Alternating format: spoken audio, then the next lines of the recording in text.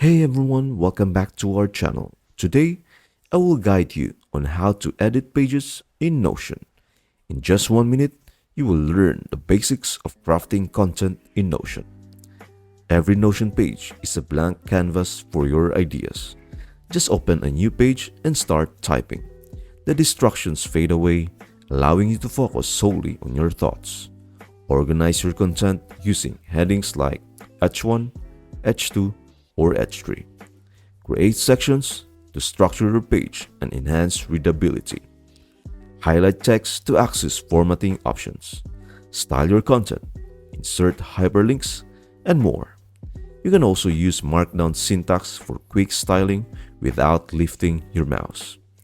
Add a toggle list to conceal less vital information. Experiment with columns to divide content.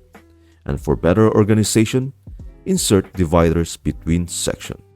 In just 1 minute, you have learned the essentials of creating and editing pages in Notion. Your canvas is ready to transform into a well-structured and visually appealing document. That's it.